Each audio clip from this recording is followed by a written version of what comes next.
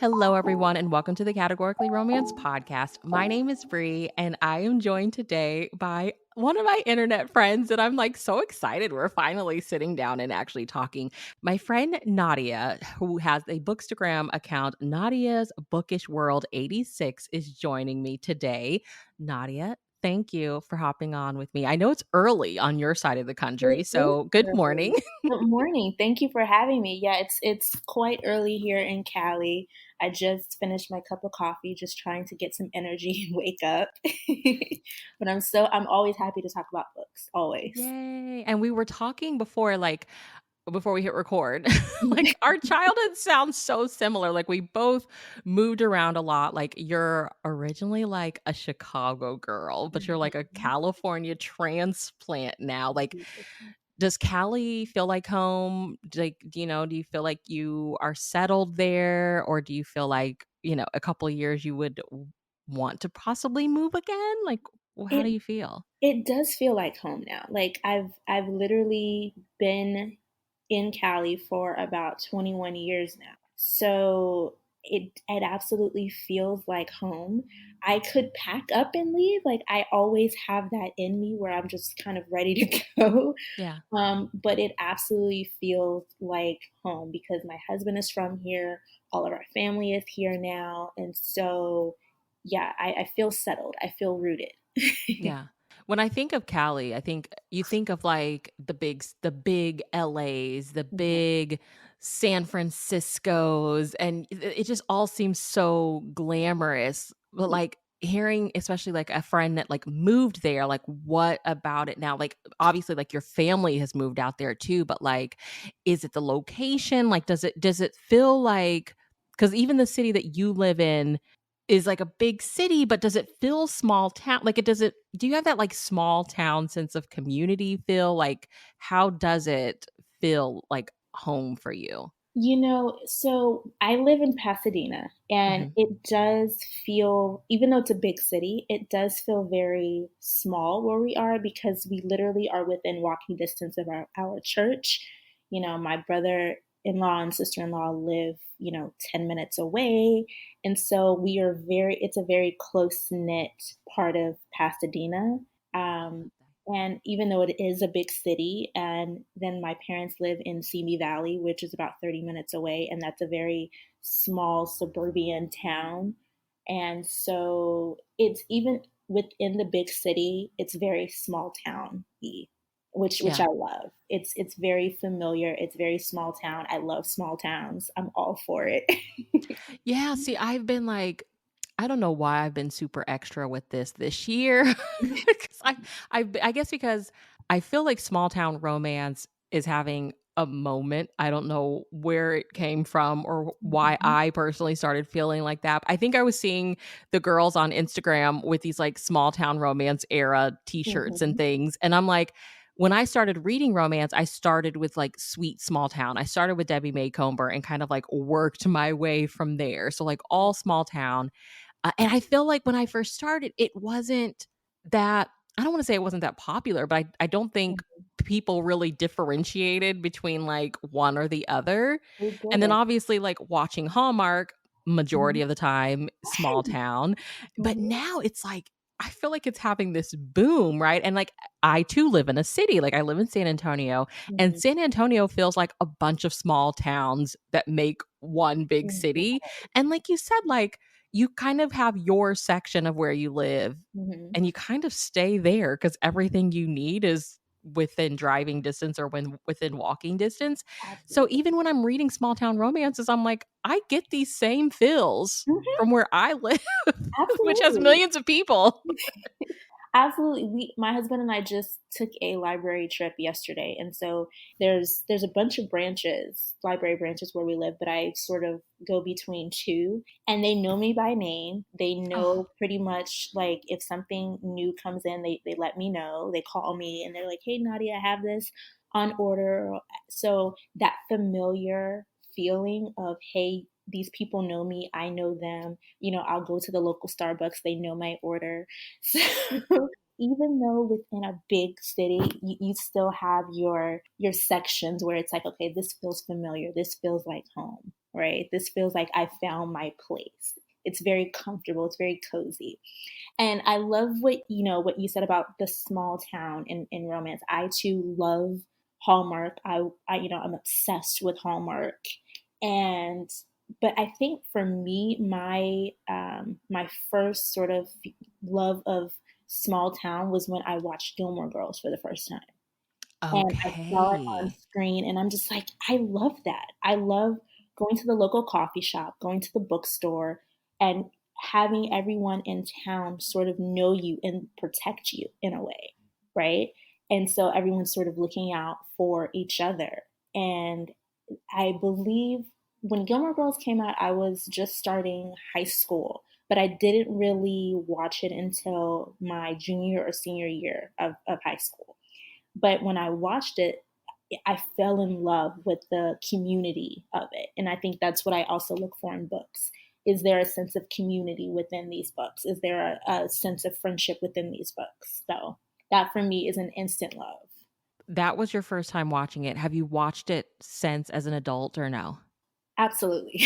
Okay, I'm trying. I completely missed the Gilmore Girls train when it was coming out. I don't know where I Mhm. was in life, and I've been trying to watch it. Like, my daughter and I have slowly been making our way through season 1, and I say slowly, meaning Mhm. very slowly. Like, we'll watch 2 or 3 episodes and then maybe not watch anything for months.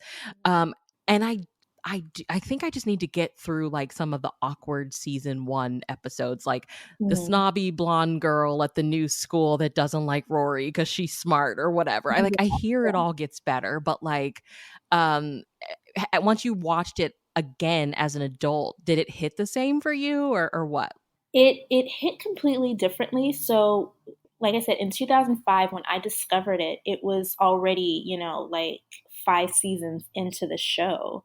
And Okay. so I was sort of coming in to an already established show, and I rewatched it because I believe at the time it was on Freeform or ABC Family. So throughout the week, you would watch 5 episodes a week. So that's pretty much how I caught up. I would watch rerun episodes every single day after school. Um, but as an adult watching it, it's completely different. I actually rewatched it with my husband, and we fight about this all the time. He is team Dean, I am team Just. We fight about it constantly. It's hilarious. It's hilarious. Like, pick a side, right? But it's different as an adult because I'm looking through it through the mom's eyes now instead of the daughter's. Yeah, you were a Like, teen girl when you first watched it, so you were all team Rory. absolutely, and I believe in a lot of ways I was Rory. That's why I loved it so much. There were Mhm. a lot of elements of Rory that I could identify with. And, What's her mom's name? Like, what's Rory's grandmother's name? Emily Gilmore. Okay, I have a friend who swears that Emily Gilmore is, like, the smartest character on that show. Yes. Okay. Yes. And I don't think I really realized that until I watched it as an adult, and then I watched the, sort of like the reboot, which, sort of happened a few years after the actual show ended. So there's a series on A Year in the Life of Gilmore Girls Mhm. after the show ended, and I look back and the things that I did not appreciate about Emily Gilmore watching it the first time through, I could see it through completely different eyes. And I understood why she did a lot of the things that she did. And a Yeah. lot of people sort of made Emily to be the villain because she had this teenage daughter who had a child as a teenager, and a lot of the choices that she made, even though Lorelai didn't like, it was a lot of the choices that her mother made for her was for her own good. Yeah. And I see that now as an adult, and I'm thinking, "Oh, Emily, you were actually a good mom. You were Yeah.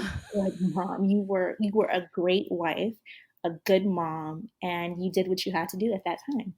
It sounds so brilliant because it sounds like it's one of those shows that you can return to, like, at different phases of your life, Ab and like you said, like, if you're a teenage girl, you're gonna be all team Rory because I mean, Mhm.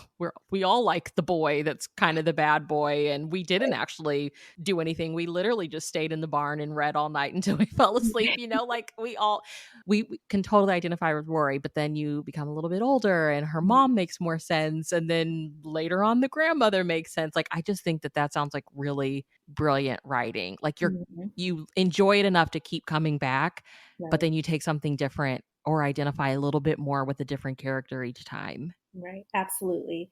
And I love the relationship between Rory and Emily because I am very close with my grandmother. Yeah. And I look at the relationship between Rory and Emily like in Princess Diaries, Mia and her grandmother, the queen. I love their relationship. They're very close knit relationship. And so when I look at that, I just love that connection because it reminds me of my own relationship with my grandmother.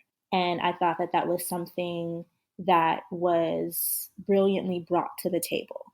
Is that even though Emily and Lorelai didn't have the best relationship, she looked to have a good relationship with her granddaughter, her only grandchild. And that was beautiful. Oh, yeah, that's beautiful. That is so true for a lot of, like, grandparent Mhm. relationships, like, almost like I know I could have done a lot better with my own child, Mhm. but I have this grandchild now, and it's almost like a new opportunity to, like, get it right. Absolutely. Oh, Absolutely. I love it. Okay, now I'm motivated to finally sit down and watch it a little bit more. It Yes. is really good. It is really good. It is. I try to rewatch it, like, every fall. Like, so when September, October comes around, I will press replay and rewatch it from the beginning. I think my favorite seasons are probably seasons 1 through 4, Okay. and that's because those are kind of like the Jess years, and I'm completely obsessed with Jess. And for me, this is for me, I think he is probably the most well-developed character. Like you see the immaturity, you see the sort of the bad boy as a teen, but you really see him in later years mature as an adult. And I love that. I absolutely love how they showed Interesting. that. I love it. I Mhm. love hearing about our ships. Mhm.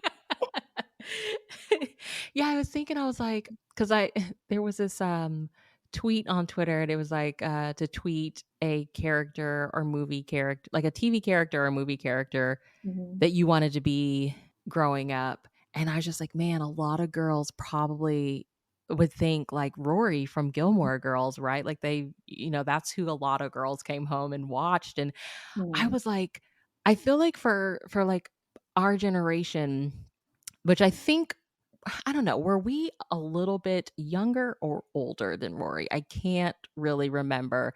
But like, I just remember being a kid in the 90s, and there was a lot of TV that was actually geared for us as kids. Mhm. So I don't really remember there being a lot of shows. Like, I remember like the Dawson's Creeks and stuff like that as we got older, but they Right. were already a little older than us. Like, I just Right. Yeah, I think at that time, when, like, Dawson's Creek came out, I think because I'm 36, how old are you?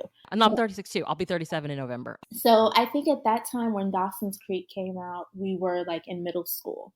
Yeah, they So were older than us yeah, they then, were yeah. older, but okay, so because I grew up watching soap operas as a child, which I probably should not have been watching soap operas, I love the drama. I love watching, dramatic shows. So I was watching 90210 and Party of 5, Oh, girl, you were really in it then, and, because like, I 6th didn't. grade, and I should not.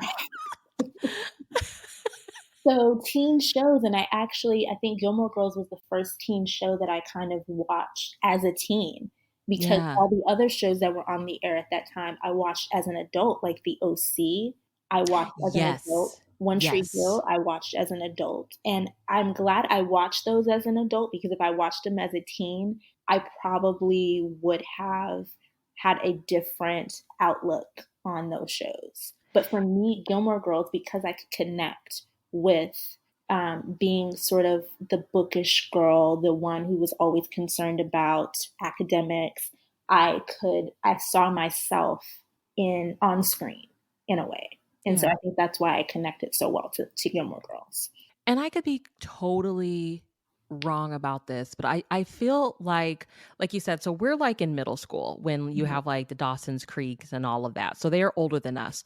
And mhm, then I feel like I got into high school and I didn't watch Dawson's Creek. I remember being obsessed with kind of the like 30-minute TV teen comedies. So like there was a show called USA High where I think all of the kids lived. They had to have lived overseas somewhere. Like I'm assuming maybe their parents were military or something. But you mhm, never knew. Like right. I don't know where these kids were, but they lived in like dorms and everybody had relationships and all of that. Mhm, Like you mostly saw them inside. So I don't even know where they were, but like right. that and like California Dreams, but they Right, were older than us. And right. then I feel like when oh my gosh, and I don't know if you remember this, but Saved by the Bell had the new class, which was more like an urban high school setting. I was Yes. obsessed. It came on Yes. one Saturday morning. Mhm, But then when I'm like, I think back to my actual teenage years and I'm like, what did I watch? Because that era of like having teenage shows that I was interested in was kind mhm. of over. Yeah. I agree. It was sort of like you had like a bum rush of things in like sort of the late 90s, early 2000s, and then you sort of have the early to mid 2000s, and it was kind of like there were a few, but not really that fit where we were at that time, Yeah. you know? And And then like you said, then it became reality. That's when I yeah, remember too, yeah, like I was kind of obsessed with the OC for a little bit, but I was grown then. Like I was an yeah, adult. yeah, yeah. There were not many shows on at that time that was sort of, geared towards, towards our age group at that time. I always ask my husband because we're 2 years apart. He's 2 years younger than me. And I always ask him, "Have you seen this show? Have you seen that show?" And he's just like, "No." And I keep telling him I cannot be the only one who watched this show. Like clearly other people were watching this show. So when you said USA High, I mention that all the time in California Dreams. I like, yes, finally someone who knows what I'm talking about, you Girl, know? yes. I mean, anytime you have to hit me up because I'll say USA Hi and people are like, what are you talking about? And I'm like, Mhm. this Winnie and her, I don't know, it was like an interracial romance. I always forget her boyfriend's name, but I was obsessed with him. Like, And, my husband, he always says, "Well, didn't you watch like Fresh Prince of Bel-Air?" I said, "I watched it, but you have to remember that show ended in 96. Like yeah, oh, we we were were young. kids. We were kids, right?" Yeah. And Yeah. so thinking about shows at that time that were our age group, I really have to go back and think like, what was I watching at, at that time? I remember just watching a lot of Nick at Night, a lot of, Yes. you Oh know, gosh. I switched between Disney and, and Nickelodeon. Those were like my two sort of stations that I would go back and forth with. But it was, I feel like I was alone at that time because no one else was watching what I was watching. No one was interested in what I was what I was interested in. At, Yeah, oh my gosh, the amount of times of like, "You didn't grow up watching this?" And I'm like, "No." Like, mm-mm, my mom worked at the cable company and made sure that we had Nickelodeon, like, if all else we had Nickelodeon, right, and I was like, I was a kid, I watched the kid shows that were mhm, actually made for me to mhm, watch. right, right. Oh my god, and like you said, oh gosh, and then Nick at Night would come on, and it was like 2 episodes of I Love Lucy, 2 episodes of The Wonder Years, Happy Days. It Mhm. was so good. I mean, it was Yes, so good. yes. Do you ever think of like the things that you like the shows that you were obsessed with? Like, were they kind of I mean, I have to ask you your romance origin story, but like were those kind of like part of the story without you maybe realizing it? Absolutely. I think it sort of cultivated my taste without, like I said, without even realizing it. I was just pretty much attracted to what seemed familiar to me. I remember watching What I Like About You with Amanda Bynes. And so I went through a Amanda Bynes phase during that time and being obsessed with all things Amanda Bynes, right? And so I would watch What a Girl Wants over and over again. And so I cultivated a love for musicians and a love, and ironically enough, my husband is a musician. And, Oh, right. okay. And so without even thinking, like, I liked that sort of, ideal smart guy who maybe was either theatric or musical in some sense, or even, maybe a little bit athletic, but someone who was down to earth and sort of like a meet cute sort of way. So when I look at romance, whether it be in television or books, that's sort of what I look for, sort of like that nice guy with maybe a little bit of an edge, but could take you on an adventure, right? Yeah. And teach you some things and show you the world, so to speak. So I think without even realizing it, the shows that I grew up watching and the sort of on-screen crushes that I had absolutely cultivated a taste in me without my even realizing it. Yeah, because I think, with for us, for our age group, like, as kids, I was a huge R.L. Stine Goosebumps reader. Like, Mhm. I did not, unfortunately, read Babysitter's Club. I'm reading the mysteries now, and they are Mhm. so good. But then when I hit that era of the USA Highs, the California Dreams, the Saved by the Bell, the new class, I was in it for the romances, and I was like, "I'm growing up." Right? Like, "I'm sorry, R.L. Stine, it's been a good run, but, like, I'm in it for these love stories on TV," This person and it was so funny because like, California Dreams, like, oh gosh, the guitarist, he always had the leather jacket, rode the motorcycle, like, Mhm, I mhm. remember he dated Tiffany, right, the Yes. blonde girl, and then they broke up, and he was with I think her name was Lorena, like, the Hispanic girl, really gorgeous, but then they, like, break up, and he's back with Tiffany, and I'm like, "This is a friend group, and this isn't awkward at all." I those things and the drama of it all, the drama and sort of like, this is my friend, like, you have tests of friendship, you have that coming of age, falling in love, and it to me, I will eat it up every single time. Even now, like, just watching a show or a movie or even reading a book, the journey of falling in love, I absolutely love it. Yeah. Absolutely love it. And because I really didn't date as a teen. Like, I was so busy with school and moving around and just trying to stay on track for academics. And I loved my books, I loved my TV shows. And so I was very comfortable in my own little corner of the world, right? And I so love that, yeah. watching romance through television or in books was sort of, my outlet.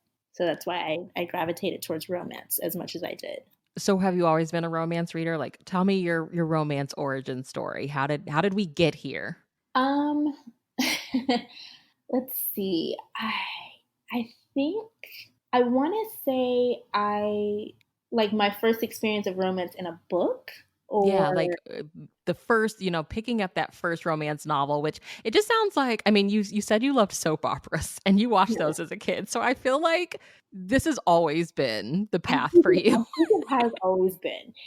I just remember, I can't even remember as far as in books what I really gravitated towards as far as romance, but I just remember on watching the soap operas and in the mid 90s watching like Young and the Restless and watching a young Nick and Sharon fall in love in high school, and it was Oh forbidden my because she was the gosh. poor girl from the wrong side of the tracks and he was the rich guy and the football player, and just sort of The that son of Victor Newman. yeah, yeah. The forbidden romance and, and her mom being, in a wheelchair and her having to take care of her and Nick's mom not liking Sharon and that whole combative thing.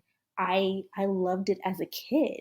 And now looking back on it, I'm thinking, what was what were my parents thinking allowing me to watch that? But it really cultivated sort of that forbidden young love, type thing. And then as I got older, like late 90s, early 2000s, I remember watching General Hospital and watching Lucky and Elizabeth and their friendship. They had a friendship, and she had a traumatic experience at a school dance, and that friendship cultivated into a romance. and having such a crush on Jonathan Jackson at the time. I remember watching Tuck Everlasting. Maybe that's what it was. Tuck Everlasting, reading the book, watching Tuck Everlasting, and falling in love. Like, I remember being so obsessed with Tuck Everlasting and loving that romance. And so that young love, young romance sort of sparked a love of romance. Yeah. And so I look, even if it's not a romantic book, I look for romance in every book that I read. Yeah. Just a little sprinkle of it. So did you ever read like I went through a YA phase, Mhm. which when we were growing up, we didn't have young adult. I don't know what it was called. We But like really so I feel like I discovered YA I was like 20, 24, 25. do. I like Mhm. mid 20s, and Yeah. I fell really hard into it. Like there are some really amazing I just think YA is doing some really powerful things. I feel like Absolutely. more so now than maybe when I picked it up, but just like, yeah, that beauty and that intensity of like falling in love for the first time. And like, it just Mhm. feels so real and so definite. Like, I remember reading Morgan Matson and Jenny Han, like those teen romances. And I'm like, I think back to me being a teenager and I'm like, where were these books when I was a teen girl? I would have Right. obsessed over them. Yeah, I don't really remember there being sort of like a specific book or author that was specifically writing for people our age, right? Yeah. I just sort of picked up whatever was at the local library or whatever I could find on maybe like a Target or Walmart shelf. Like, I didn't know what to look for. And so it was sort of, I picked up pretty much anything. But Yeah.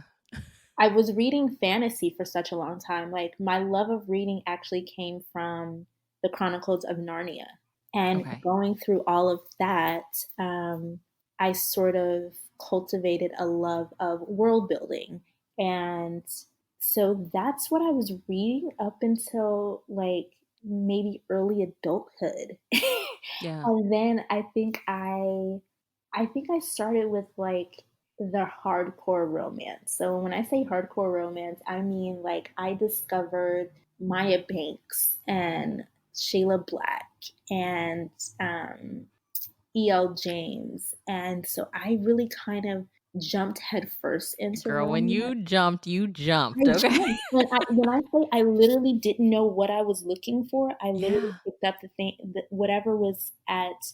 I was working at Walmart at the time, and so I would help stock the shelves. And so whatever was the new release or whatever looked good on the cover, I read. Right. I remember reading. There's a Maya Banks book um, called Shade of Gray. And so it has this pretty girl on the cover, and it's a KGI series. So they're military. She goes through a traumatic experience, and so I love the love of friendship in that book. I love her friend being able to help her out through the experience, and she actually falls in love after the traumatic experience. And so there's a lot of therapy in the book. There's a lot of overcoming trauma in the book. And so that for me was sort of as an adult, I think I was maybe 24, 25 years old, reading that and loving that sort of writing. Yeah. And so once I got over that, then I was reading romance all the time. Oh my gosh. Yeah, I feel like the young girls will never know what it's like. Our experience and the generations before us of there not being an Instagram or a TikTok with like recommendations being thrown at you. You Right. just kind of and then being like girls of color, like being black girls Mhm. specifically, like you just if it wasn't at the store, you weren't getting it and you didn't know really what was out there and existed depending on like where you lived, like I in high school I was lucky because I lived in Memphis in high school. And so I got introduced to like it was like we had an entire urban fiction store in the mall. And Mhm. so I was reading a lot of those and I was in it for the romances, but I think it was more like romantic suspense, but like a little bit more towards the suspense element than the romance. There was a lot of cliffhangers. And I now that I look back on it, I'm like, those had to be like the early steps of me finally eventually finding romance before I turned 30. Absolutely. And I remember my mom was not really a reader, but she always kept like, what do you call it? What's his name? John, the writer of like A Time to Kill, John Grisham. Grisham, yep. Mhm. And so I was reading like, mystery books and crime books and just to sort of fill that void of reading something, right? Because we always had a cop show go, in the background at home, whether it was like New York Undercover or Walker Texas Ranger or Law and Order, whatever it was at that time. And so crime books sort of is what I read at that time, but I was always longing for the romance of it, right? I remember watching Dr. Quinn, Medicine Woman, and loving the relationship between Dr. Quinn and Sully. And I'm like, I want something like that. I Yeah. want that type. I want that in a book. Where can I get that? And really having to search for it because I didn't know where to look. And at that time, that was like internet was still new. Yeah. Like I literally had like my parents kept dictionaries and encyclopedias like on their shelves. So I would go through whatever was on our shelf, go to the local library, go to the local book fair. We would go to Goodwill on the weekend and see, what was available for like $1 or $2. And it wasn't, much like you, it wasn't until I was an adult and really sort of making my own money that I would actively search out, okay, well, this is what I like. Where can I find this? And I sort of had to figure it out on my own. I think it's so much easier now for young people growing up because they literally can click on Goodreads or Google or, Instagram and really just search out exactly what they want because it's everywhere. Yeah. And we have so much better access to books. I mean, thank God for libraries. You can still physically go in the library, or if you have a phone, you can literally check out books on Libby, which I think is a Mm-hmm. lifesaver. You have audiobooks. Even if you don't like have an actual Kindle, if you have the Kindle app, I mean, you can you can read.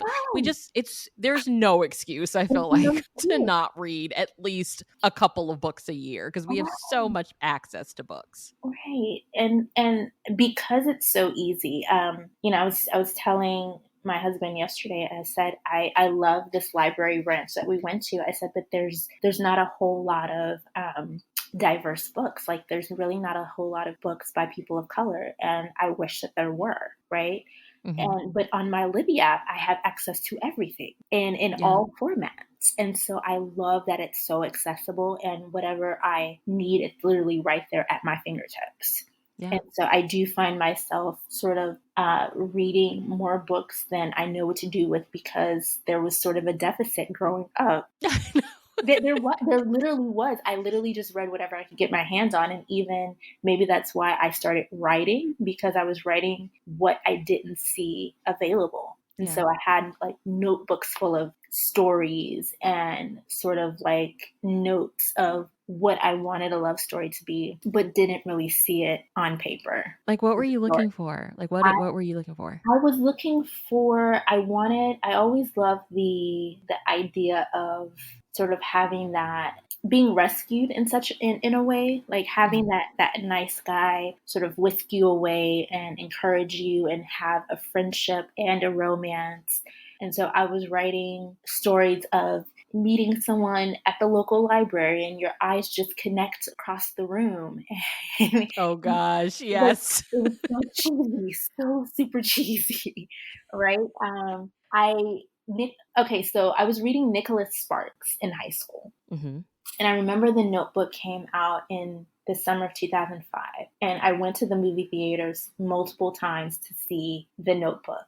And looking at The Notebook thinking, yes, this is what romance is supposed to be like. When I'm old and gray and have lost my memory, I want you to remind me of our romance story. That's what I want. Please do that. Yes. And Oh my so gosh. that for me was, I want you to love me unconditional, right? I want you to love me through the good and the bad, no matter what, right? And so that for me was sort of the what kind of catapulted me into unconditional love romance. Like I love a Yes. romance that's not really that easy, that's not really that simple. Like you have to overcome some things. I love that. I love a little bit of a struggle romance, so to speak. Because you want to believe that they're going to stay together, you Mm-hmm. know? Like, my husband's gotten me into watching 911 and 911 Lone Star. Okay. And I think it's in Lone Star. It's in Lone Star. There's a couple, Carlos and Tyler, and one of them, I think it was Tyler, he had a fear. One of them, don't quote me, okay? I'm new to the show. But his dad's brother was diagnosed with Parkinson's, and I Okay. guess it's like a hereditary disease. And so Mm-hmm. the dad was worried, and then the son became worried, and they were engaged. And so he's like, let's put this off until I know. And Mm-hmm. he's just like, I don't, one day I may forget who you are. And the fiance's Mm-hmm. like, well, I'll just remind you every day of who I Oh, am and that you're my soulmate. And, oh my and I God. was like, oh God, that's it. That's what Right. we want. Right. We Yes. want to believe that you're going to stay together. And you're telling him, I Mm-hmm. know you may potentially have this Mm-hmm. disease, that you will forget who I am one day, but I will still be here and I will remind you every day of who I am. I'm Right. not going anywhere. I was like, Right. yes. Girl, Right. I was sobbing. I was a mess. Yes. I love it. I absolutely love it. We're Yes. such suckers. It's the best.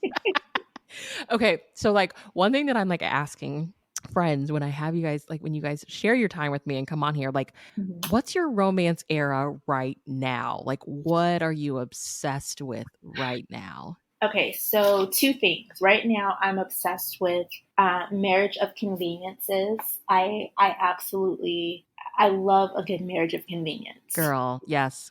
I Look, love, okay, to me, God tier, marriage convenience, any of the like fake romance tropes, yes. they're not going anywhere in my opinion. And so, and I just thought of something now. So, marriage of convenience, I just realized was actually sort of like put in me when I was watching the Love Comes Softly movies on Hallmark. It just came to me like I haven't read the books yet, but when I say I binged that entire series, and it's my dad's fault actually because it came on like TBN, so it was like a faith based type of Mhm. movie. And so I watched the entire series on Hallmark, and I love the marriage of convenience. Okay, we don't really know each other, but we're gonna get to know each other, right? Our love will grow, right? We don't have to love each other right now, but at least we need each other, and so we're in it for the long haul.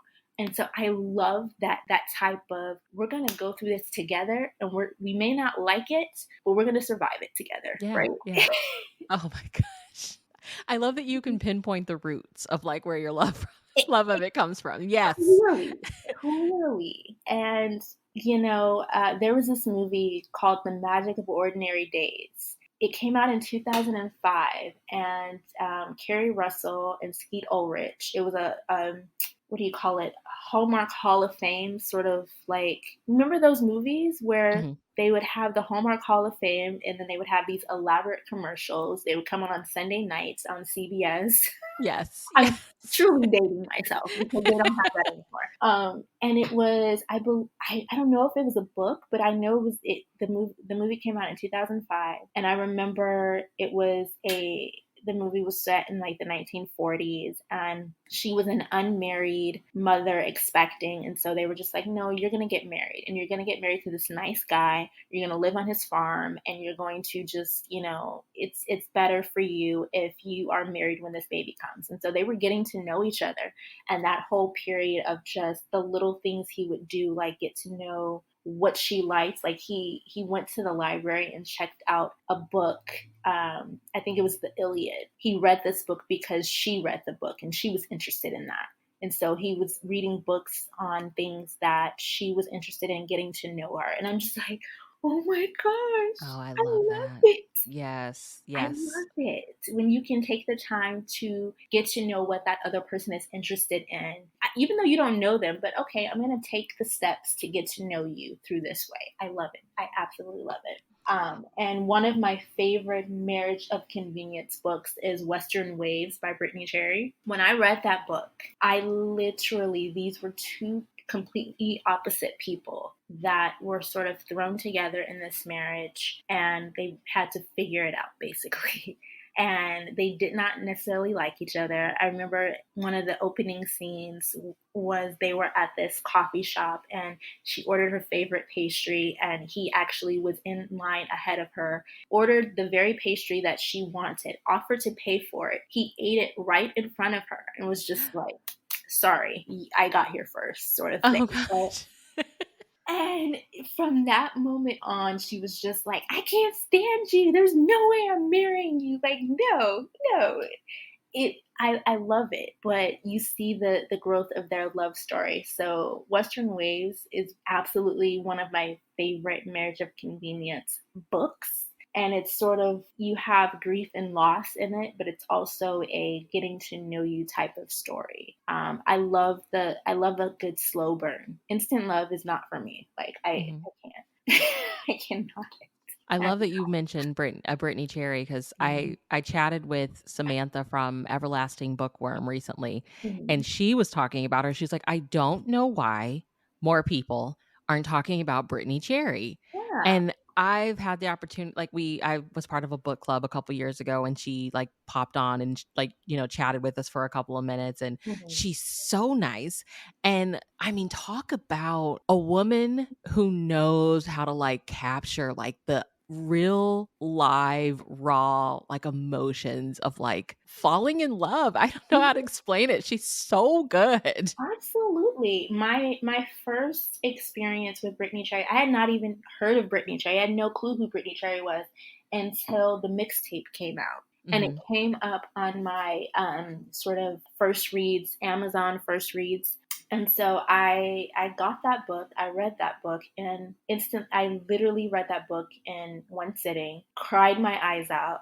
And so I said, if a book can make me cry, if an author can write a book that can make me cry, sold.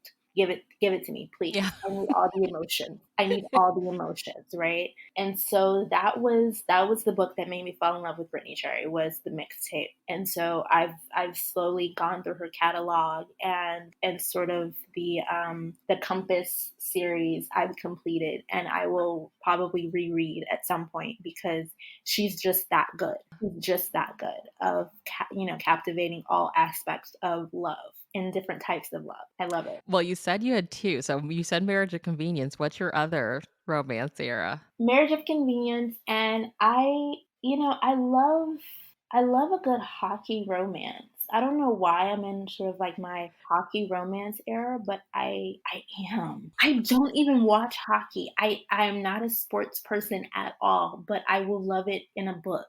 Absolutely. Okay, so how did you get here with the hockey? I want to say I just sort of kept watching different hockey videos on Instagram and TikTok, and so I want to say my first sort of hockey book that I read was, it's Sunny Disposition by Deanna Gray. Okay. That book, and I literally saw it on someone's page on TikTok, and you get it's a dual POV where you have this sort of cocky hockey player, and he is basically in love with the girl that he plays video games with, and so he's in this chat room with her, and he doesn't really know who she is, she doesn't know who he is, but they form a friendship and they meet in real life, not knowing that that's who the other person is, right? And so they hate hate each other in real life but love each other online. It's the weirdest thing, right? But it's so cute. It's so cute. And so from Sunny Disposition, I just absolutely fell in love, with that era. And the next book that I read from my hockey romance was Until I Get You by Claire Contreras. And so that's one of her newest releases. She's so good. Oh, my first ever soccer romance was by her. And that was actually Until I Get You was actually my first Claire Contreras book. Okay. And I had heard about her from so many different people. And I think it was Melanie on, I forgot her page name, but she does the Steambox books. And when I saw her talk about this book, I thought, okay, now I need to go through Claire's entire back catalog. Because that's what I do. I read one book by an author. I love it. I have to read their entire back. I have to. It's only right? That is literally the best feeling ever of like, okay, I liked this book by you, and I see that you have 86 books in your backlist. Here I come. Yes. And so that getting to know Claire's style of writing just through that one book, I'm so excited. I'm so excited to learn what else is out there.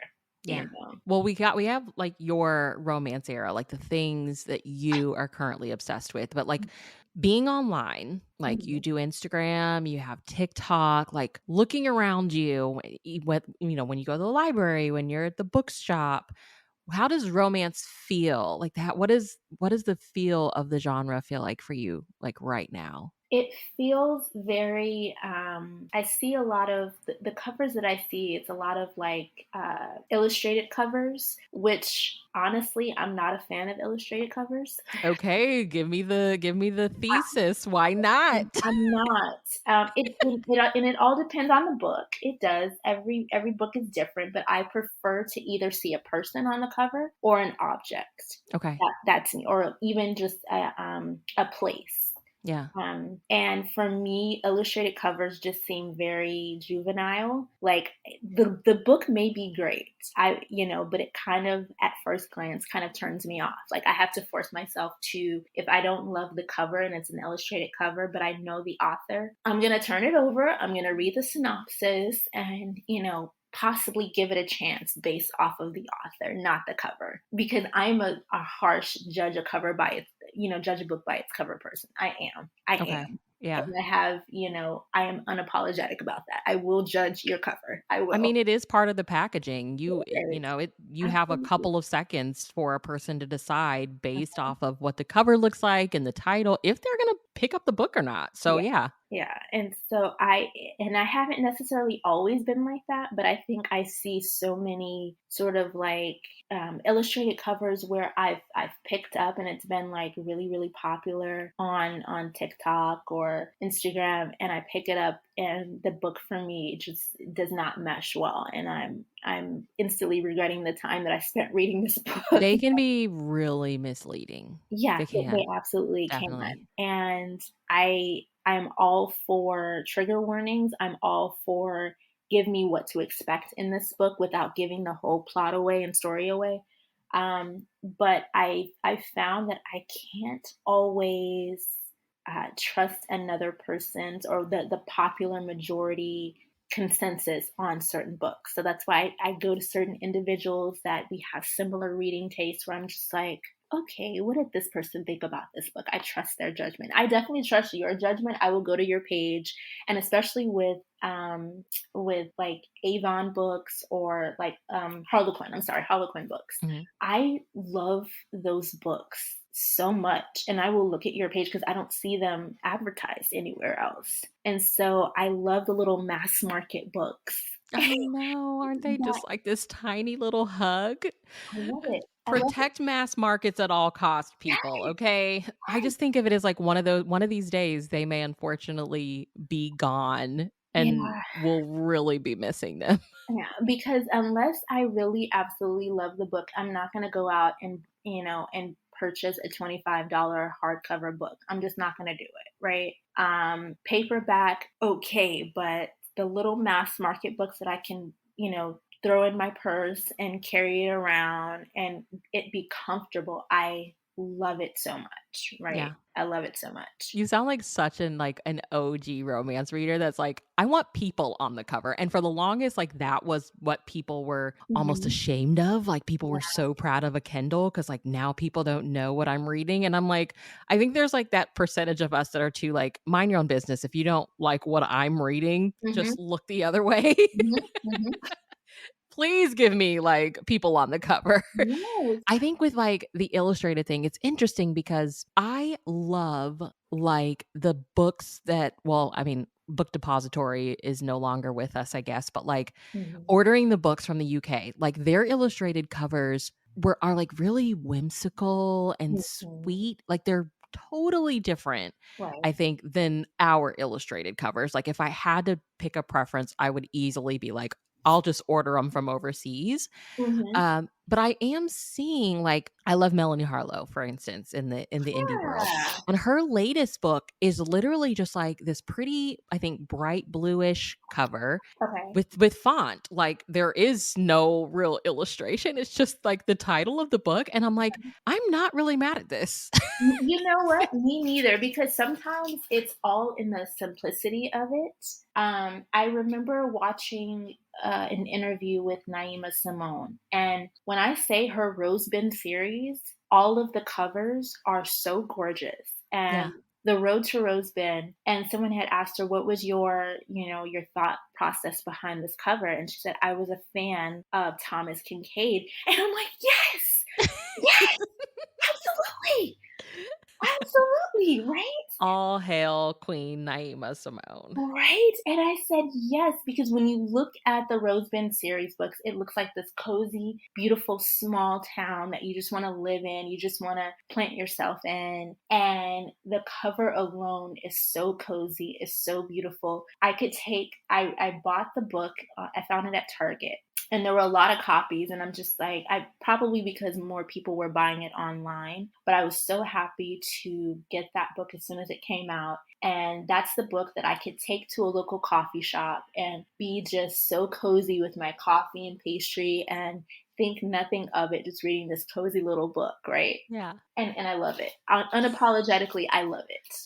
Well, like, Instagram, TikTok, like, how does the world of, like, recommendations feel? It feels very, what do you call it? Like very follow train ish, where if you see a trend or you see what's popular, then everyone is talking about it. Everyone's jumping on that train, right? And everyone is recommending the same thing. And that, even though a book may be popular, a book may very well be good, doesn't necessarily mean that it's for me, right? Right, yeah, And so I love it when in recommendations people say, well, if you love this, then read this, right? yeah. If you love this in a book, then read this. Or if you like this author, then you'll like this. Oh, But I love those. I love a read-alike. Give us a read-alike list. Mhm. Because just because something is newly released or it's a popular author doesn't necessarily mean that I will like it. I tend to read a lot of backlists. The only new books that I will read are by, my auto buy authors Mhm. that I already know, okay, I've read enough of your books that I will, if you have a new release, I'm gonna snatch it up, right? Or if I have an arc of a specific book.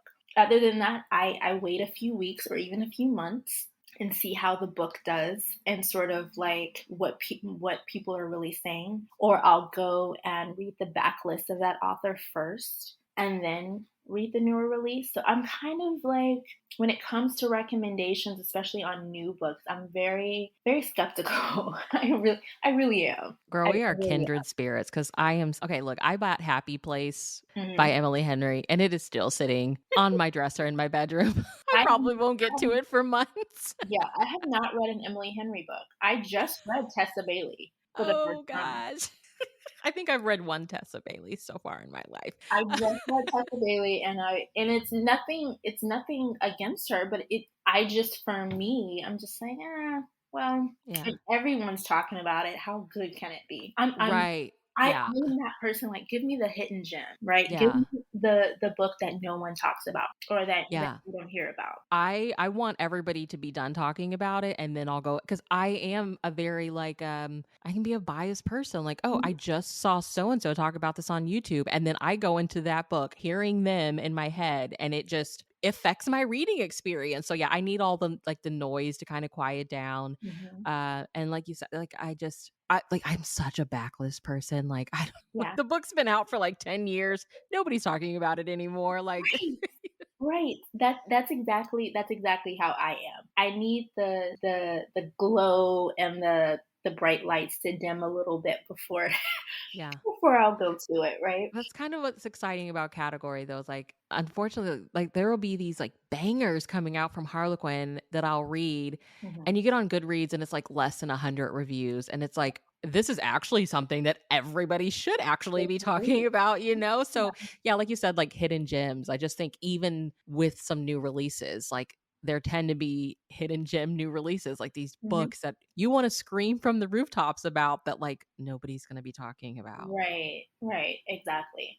There's one book, it's by an independent author called it's called Dear Yesterday by Lindsay Ray Red. And so I remember reading this book and I came across this author's page because someone shared, a post that she had made. And you have this author this girl who is going back to her hometown, and she's sort of going back to a hometown that was less than thrilling for her, right? She goes through this horrible breakup in the beginning of the story, and then she's sort of having to face her past, and it's very uncomfortable for her, right? So she's having to go back to sort of like the grandmother that sort of raised her, but it's through like it's her foster grandmother sort of type thing. And so you have abandonment issues, you have talks of the foster care system, you have talks of sort of that found family. When I say I love this book so much, you've probably seen me post about it multiple times because I will shout it from the rooftops until as many people can read this book as possible, right? And so it came out last April, and I remember when I was getting towards the end of the book, I was sobbing from the book, and then I had found out of the news that Naomi Judd had passed away that same day, right? So that entire weekend, I was a ball of emotions. I was just like, what am I going to do with myself? My husband's like, are you okay? Why are you crying? I'm like, one is from the book and one is from my childhood idol just passed away. Like I was consumed with emotion, right? Yeah. But books that can make you feel like I can relate to that. I love that. I love a good underdog story. And also like we said, books that no one is really talking about. Dear Yesterday, if you have not read it, please, please, please pick it up. Please. Oh my I gosh. absolutely love that book. I will absolutely keep loving that book forever. Like it reminded me of This Is Us, in sort of that community, small town, family type of book. Hope Floats, if you've ever seen the movie Hope Oh, I Floats. love that. And that's the closest thing to it. When I read this book, I felt like it was Hope Floats in book form in a lot of ways. Talk about an underrated Sandra Bullock movie. That Right? movie is so good. So, and I didn't realize this until I was an adult watching that movie. That Forrest Whitaker produced and directed that movie, and I pay attention now to who produced this, who directed this. I'm obsessed with it. I'm like, that makes a lot of sense, right? With that movie, I always go back to it. I will forever, rave about that movie. And yeah, so that was sort of like a movie growing up that was popular, but now because it's been so many years, no one really talks about it. And so those were the movies that I was watching. I was watching all the Sandra Bullock movies. I was watching all of the Reese Witherspoon movies. Of course, Julia Roberts movies. Those were all of the sort of girls on screen that I absolutely adored. Yeah. Oh gosh. Now I need to rewatch. I need to rewatch Hope Floats. It's been a long time. Mhm. Okay. What book recommendations did you bring? Okay, so do you want it based off of theme and trope? However you want to deliver. Yeah. Go ahead. Okay, so obviously for Marriage of Convenience, I had mentioned Western Waves by Brittany Cherry, but also there's a book by Shain Rose called Between Commitment and Betrayal. And so it's this Marriage of Convenience book where the guy is the business partner of this girl's father, and the father passes away, and so they have to not only live together, work together, but maintain at least a 1 year marriage in order to gain full control of this business that her father built from the ground up. And the guy's name is Declan, which I love the name Declan. I don't know why. I think it's from what's that show? Revenge. I think it's from the show Revenge, where I Okay, love I'm the sitting here thinking, I'm like, I've heard of a Declan before. yeah, I love the name Declan. And so I had just finished a Lauren Asher book where the main character's name was Declan, and I read this right after. So I'm just like, yeah, we're gonna go with Declan. I love the name Declan. But the book is Between Commitment and Betrayal by Shain Rose. And so that is an instant marriage of convenient book that I just will absolutely love. Like, I was halfway through reading the book. It was on Kindle Unlimited, and I just automatically just bought the book because I knew that this was a book that I was going to reread eventually. So to absolutely put that on your list, if you love marriage of convenience books, like I fell head over heels with that book. Yeah. Another theme in a book that I love is the power of forgiveness in a book. I love Okay. that, where the character has been hurt in some way, and they basically have to go back and forgive whoever hurt them or whatever hurt them in order to heal, right? And I don't know if you've read The Simple Wild by K.A. Tucker. Girl, I have not.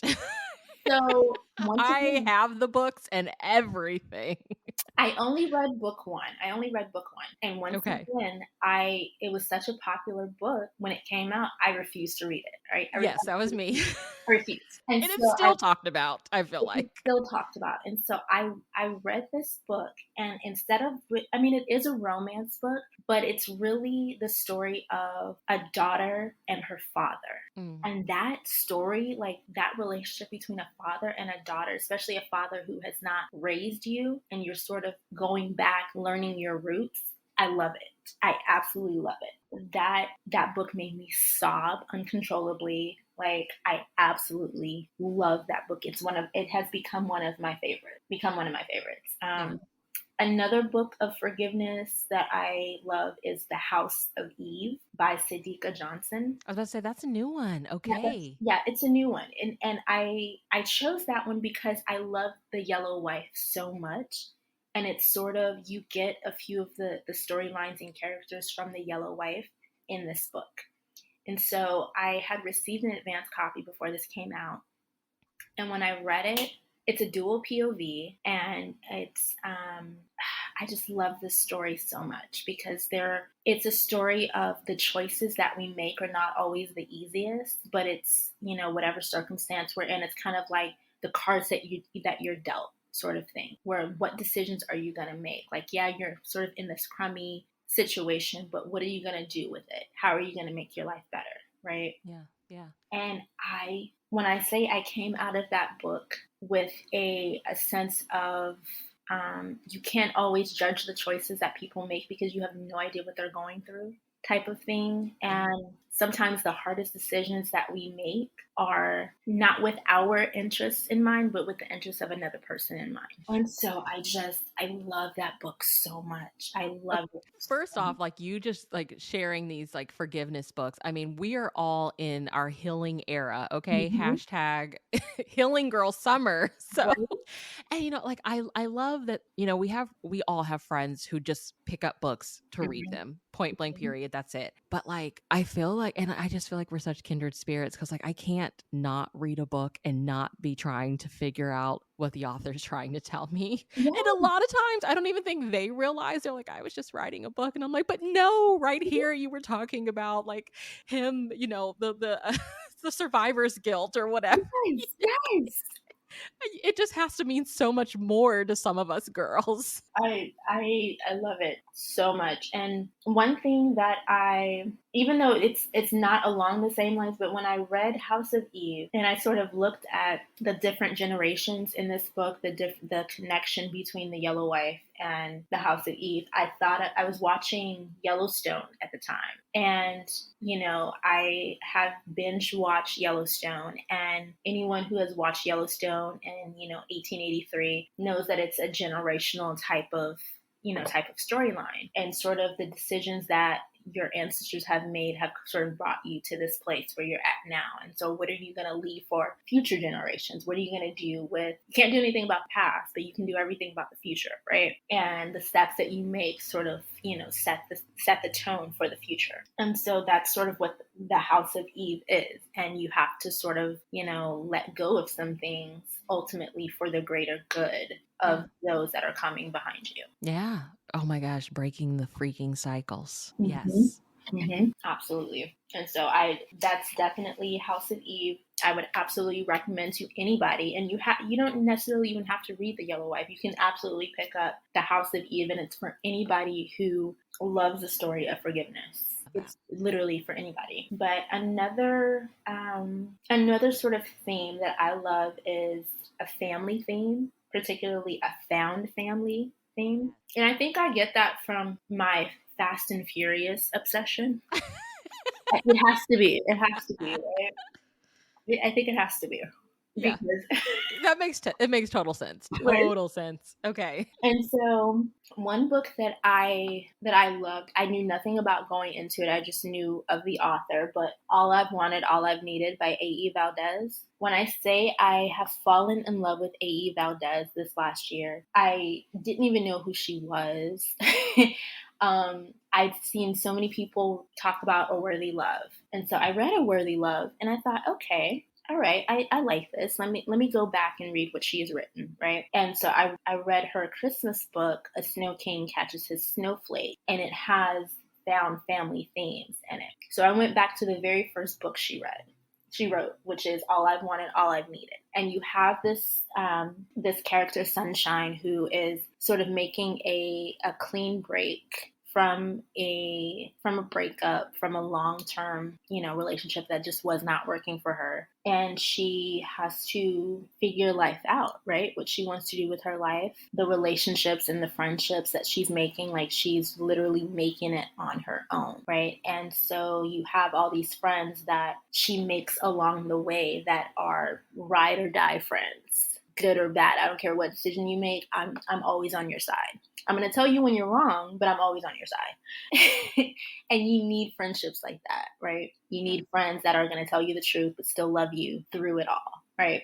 And so that is, whoever has not read All I've Wanted, All I've Needed, please do. It is a love story, but it's a soft love story. It's like, I love the love story where you have to go through things and work things out. But how do you love me? Are you harshly loving me? Or are you loving me soft?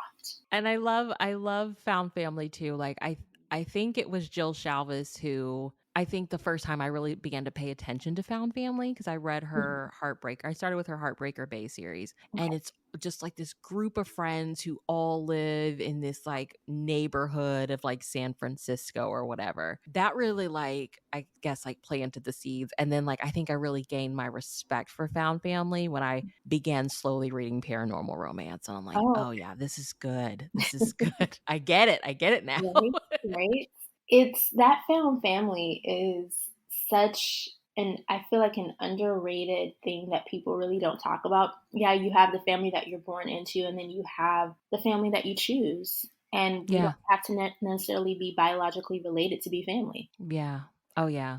I mean, and it's fun to see a series where there's like 6 brothers and everybody gets a romance, and then the series keeps going because they got some cousins. So that is so fun. You want to feel part of the family. Mm-hmm. But there, like you said, there's also, it's just something really special about like you said, this is the family I choose. Like, these are the people, my ride or dies, they have my back. Like, I love when you can tell, like, there's 2 or 3 that have been friends for years, and, like, here's Mhm. the new guy that just moved in or whatever, but he's proved himself and he's part of the pack now too. Like, Mhm. it's so fun. And maybe that's part of, like, your hockey romance era too, because, it's like team sports kind of found family too as well, I Yeah. think. Yeah, I never thought about that. Yeah, because when We're you're on the unpacking things today, Nadia. I'm telling you, people don't believe me when I say, they're like, "Oh, well, what do you do for therapy?" I read books. I talk Yeah. to people who like books as well. Like, that's a form of therapy. Yeah, Yes, yeah. absolutely. I just love that it's okay for us Black girls to be nerdy. Yes. Oh my gosh. I don't think that I really appreciated that until, like I said, I was an adult. And the Yeah. the person that I saw that was like the ultimate nerdy girl but was doing amazing things. I don't know if you've heard of Ava DuVernay. Yes. So I don't know how I came across her. I think it might have been, I think I watched a documentary of hers that she had done, and she directed A Wrinkle in Time. Yep, yep. And I was obsessed. I was obsessed with all things Ava DuVernay. And I said, here is a black girl with braids and glasses like I was. Like, oh my gosh. And Yeah. she's doing amazing things, right? And she said, I didn't pick up a lens until I was 32 years old. I was Oh an my gosh. adult, and Yeah. you can absolutely change trajectory of your life. You can absolutely change paths or careers if you're growing in that direction. And I'm like, yes, absolutely. Tell it, Ava. Yes. Yes. And so that's she's absolutely an inspiration to me, because even though I've always read books, I've always been a reader, but I've also sort of kept hidden the types of books that I've loved until recently, because maybe Mhm. they weren't popular, or no one else, was reading it, or I was the only one, or I was, this black girl reading this non-black author's book, and, well, why are you reading that? That's not popular, or, that makes you a nerd. Okay, but I like it. I Yeah. like it. Yeah. Um, and just being comfortable with what you're reading or what you're writing or the content that you're putting out, because it's for you. It's for you. Yeah. And what I've found, the content that I've put out, if I like it, I've found other people who like it too. Like, yes, I haven't seen this done before. Yes, finally someone is putting X, Y, and Z out. And Yeah. that's what I look for. Like, it's intentional and it's genuine, and, like, Mhm. you enjoyed making it. You enjoy going back and watching it, and Mhm. it just you can tell, like, whoever else watches this, they're gonna pick up on the fact that I really enjoyed what I just did. And I think we need more of us being like, "This is what I'm reading at the moment, and I'm really loving it." Because somewhere there's some girl that looks like you that's like, "Huh, I'm going to just pick up whatever I wanna pick up." Right. Right. It's okay. And it's okay, right? And I think that that's the beauty of when you share what you love and not necessarily what 20 other people on social media are posting. You Yeah. find those hidden gems, and you find those things that you would have never heard of. You would have never known what to look for if that person hadn't have shared their love. Like, when I Yeah. started my bookstagram, it was, the year of 2020. And I had just gotten married, and I sort of put reading on the back burner for a while because I was working a lot at the time, and I was just sort of, life was lifing, right? And then I had all this free time, and I had my regular Instagram, and then I came across a few book posts, and I was like, people post about books? Like, can you do that? I didn't know you could do that. And so I really found a community of people that like the same things. And it was trial and error of finding my people. It really was. But once I got comfortable, it was such a beautiful thing. It was such a beautiful thing. And I had a friend recently tell me, you are in your element. Like, people literally come to me like, Nadia, what should I read? Like, Oh, I'm interested yeah. in this. What should I read? And so getting people interested, especially adults, when you have life, you have other things going on. If I can just inspire one person to read one book and just or find a genre, find an author that they like, I've literally done my job. Because Yeah. books have given me so much that I just love to share that with people, you know. Yeah, it's like kind of like we talked about earlier. Like, I think there's just, and I have to remember, like, we do live in North America, and I think we here have a lot of access to books. Where, like, Mhm. speaking to friends in other countries on another continents, it's Yeah. like, like, no, I we chatted with a friend from Brazil a couple of months ago, and like audiobooks really aren't a thing there yet, and it's like I Mm. have to remember, like, yeah, North America, I tend to think we're the center of the world sometimes, and we're not. Mhm.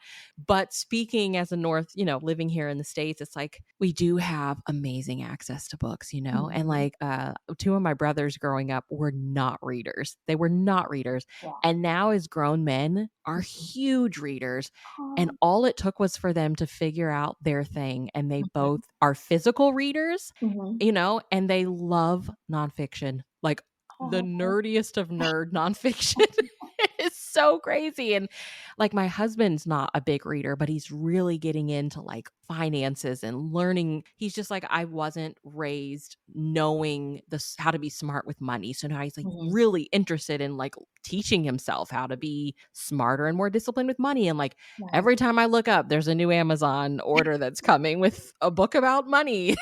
I'm like, yes, it's working. All it takes is like That is. figuring out what you need, Mhm. just figuring out what you need in that moment. If it's joy and it's like something light and fluffy and airy, Mhm. go with it, people. Just go Yeah. with it. It's so important. It's so important. My husband, I mean, he's a reader, but he's not a huge reader. He is that musician gamer guy, Yeah. right? And so he watches a lot of anime, which I never really watched anime until we got married, and he got me into graphic novels. Oh, And I so love graphic he would novels. read graphic novels, Yeah. and that was sort of his thing. He would read comics and graphic novels. So, like, when we watch, TV shows that were originally comics or graphic novels, he's just like, oh, yeah, I read that. I'm like, okay, well, I haven't. So, what is this about? Tell me the backstories. Tell me this. And so we really, bounce off of each other in that way.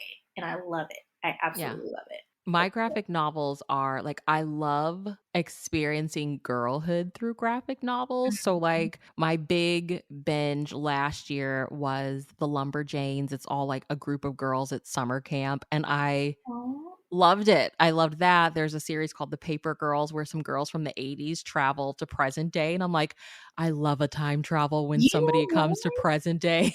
that keeps popping up on my Apple Books, and I'm just like, "Should I get it? Should You I have to save try it?" it. Just read, like, the first one and see what you think. It's Okay. so good. But I have to ask, okay, so do you have any other recommendations? Because I have one more big question that I wanna ask you. Yes. I would say for Found Family, read the entire Roseman series. Like, for Mhm. me, that entire series, I can't even pick just a favorite book. That entire series is just so insane and beautiful, and everyone looks out for everyone. I Yeah. absolutely love it. And that's by Naima Simone. For friendship, and once again, I kind of divided it up. I love a good friendship, just like sort of platonic, or even a genuine friendship, friends to lovers type book. I like that trope, right? Mhm. Making Faces by Amy Harmon is so beautiful. Okay.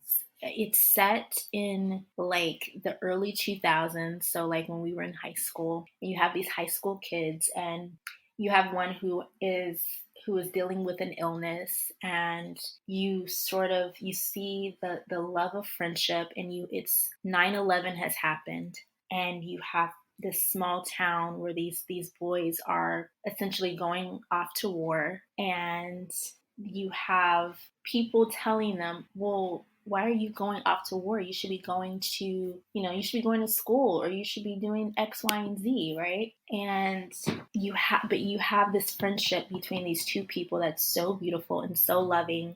And Amy Harmon is brilliant at talking about the hard stuff that no one really talks about, right? Mhm. And so it's a beautiful, beautiful story. I'm so glad that I finally got to read it. because it literally changed my life and how I looked at books and how I looked at words and storytelling. So yeah, so Making Faces.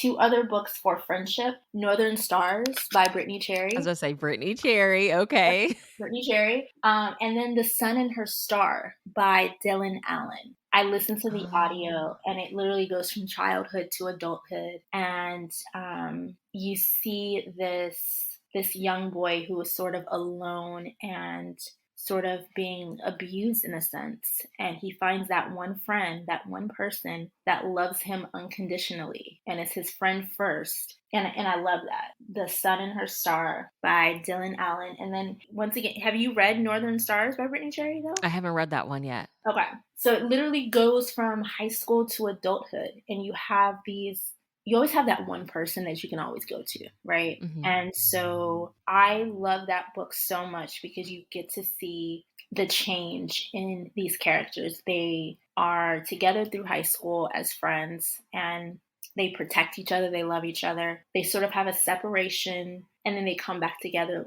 later in life, which is beautiful to see. And it's kind of when you come back together like that, it's sort of like, okay, are you the same person? Are you the person that I knew back then, or have you changed a little bit, right? I love stories like that. I think Brittany does a really good job at going back and forth in time. And that book, it's the final book in that series. In I forgot the name of the series, but the Compass series. Oh, yeah, it's Compass number 4. Yeah. Okay. And Yeah. so, yeah, each book is incredible in its own. But I think Western Ways and Northern Stars are probably my favorite books in that series. I mean, in the male model on the cover, he is, Right, like, staring into my right, soul. She's got right. some gorgeous covers.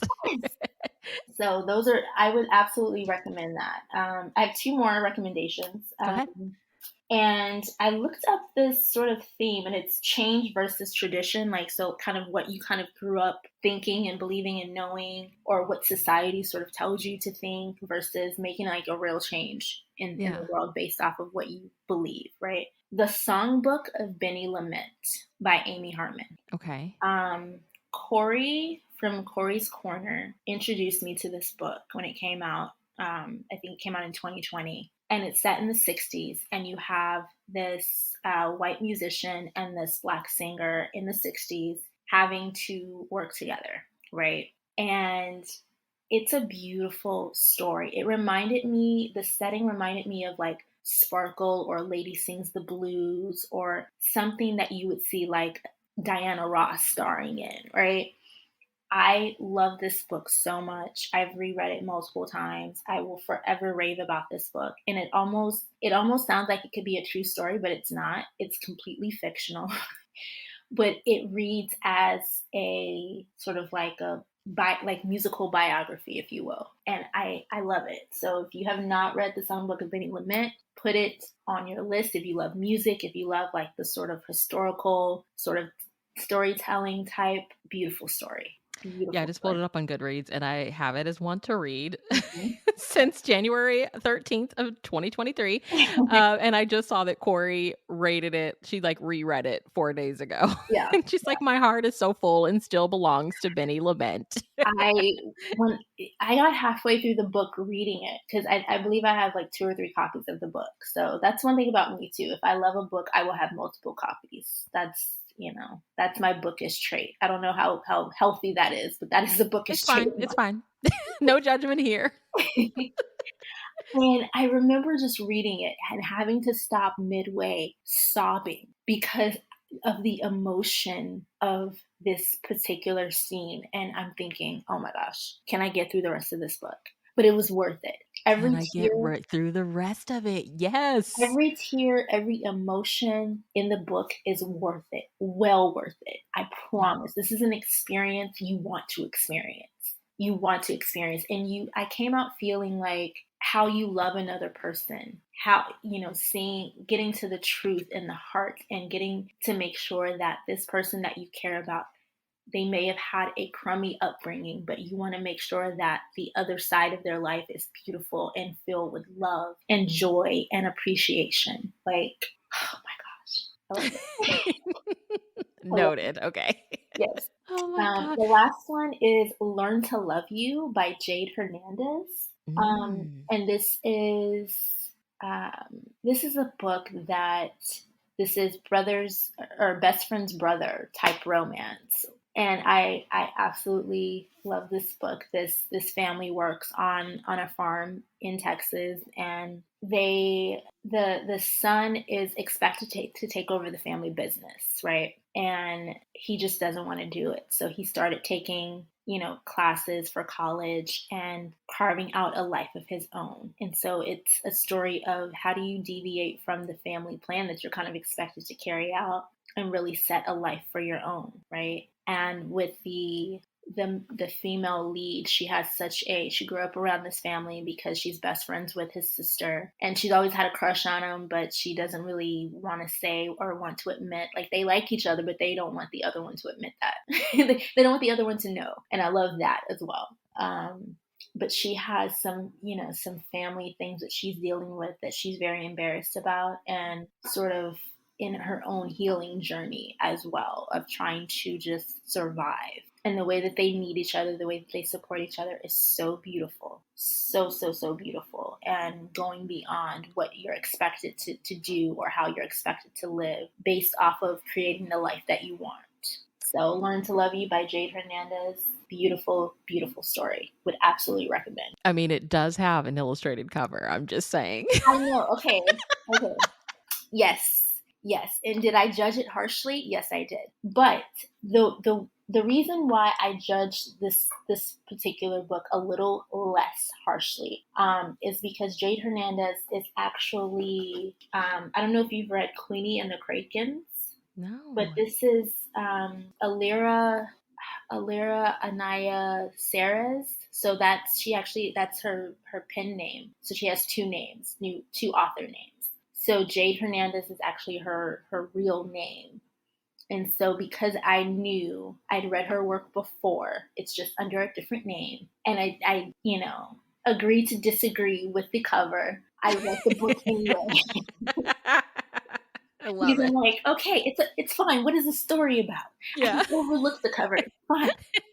Overlook Well, I have to ask you while I have you here before we get off here. it. Mhm. You're a Hallmark fan. Yes. What's the state of Hallmark at the moment? Oh my gosh. Oh my gosh.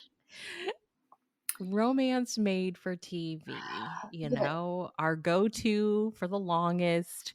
You What's this as know, a fan? What do you feel? What are your feels for 2023 so far? I I'm sort of sad in the way that it has gone. And I think a huge part of that was for me one of its biggest stars of the channel, Candace Cameron Bure, leaving and Mm, going to another station and taking a good chunk of the people with her.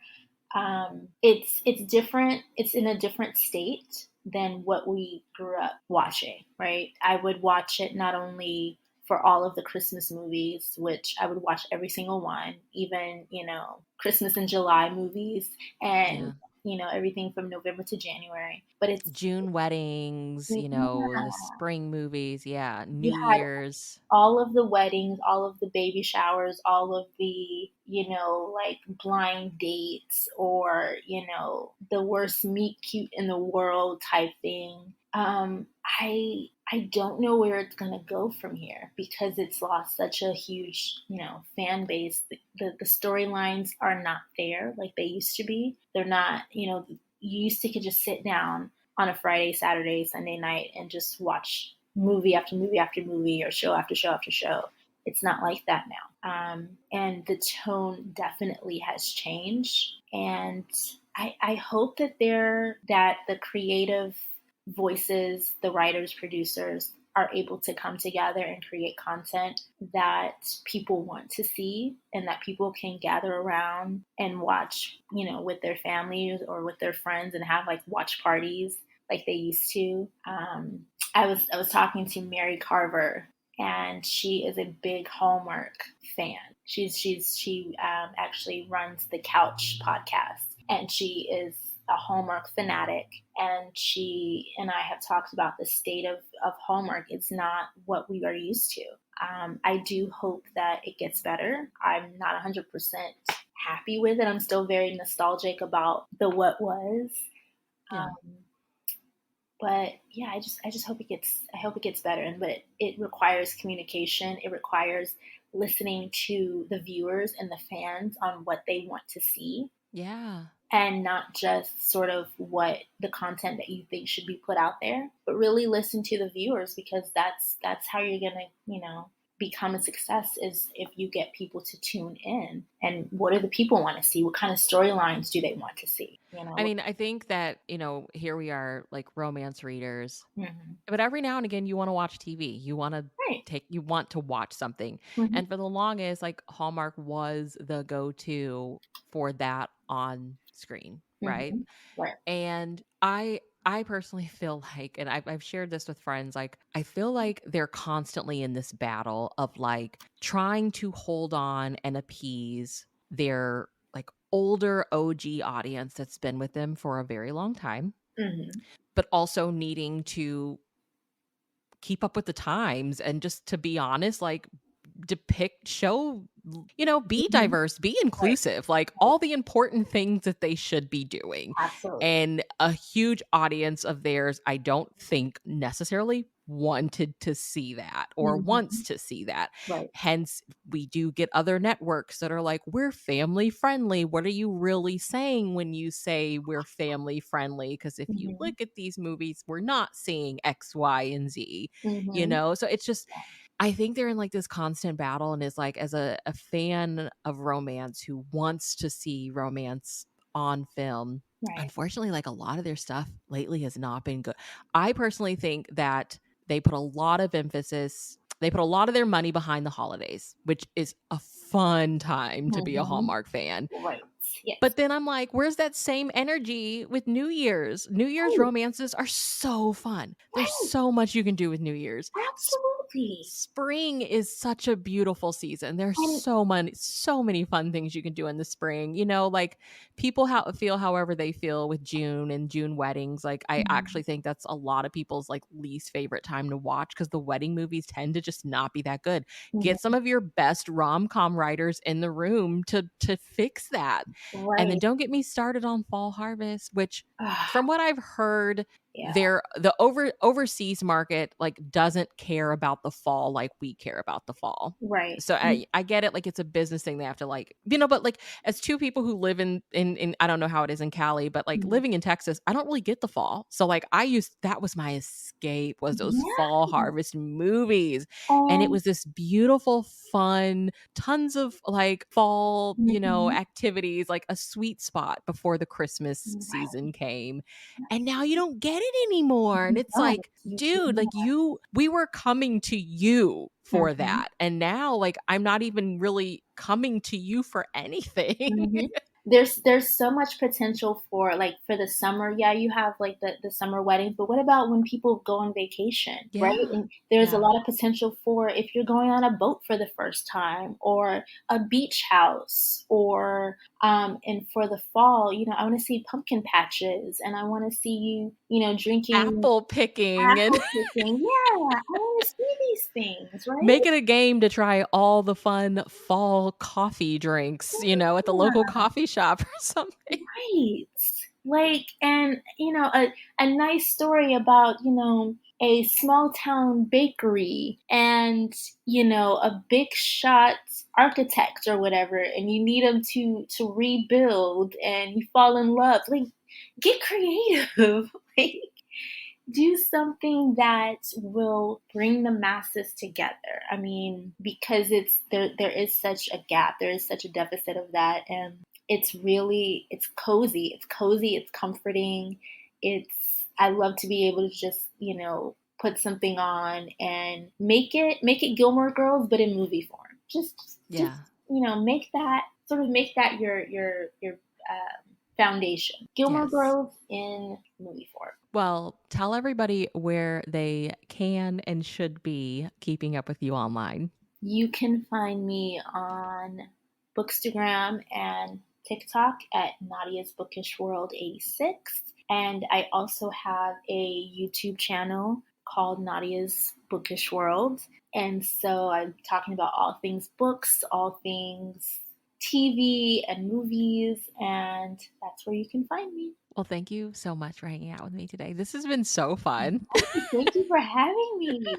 You're gonna have to come back. Absolutely. Absolutely. I am actually in my podcast era as well. Like I think I have been for the last, like 2 years. And this podcast and the Boy Meets World podcast and Mary the Couch podcast, and then I think Corey has another podcast as well. So I alternate. I'm always listening when I'm not reading or watching TV. Like I'm going and listening to podcasts, but this one I'm always getting book recommendations and good conversations about the books that people are not talking about and need to be rooting for and shouting on the rooftops for. Yes, So I I love agree. it. Thank you. It's I mean, a so much fun. podcast era is a fun era to be in. Yeah, There's so right. many. And I don't know if I'm just like at that age where I'm just like, am I that person? Because I never used to listen to the radio, really. Like, Yeah. shows. I'm like, am I at that age now where we don't have much radio? Radio is not really a thing anymore. Yeah. So Yeah. podcast it is.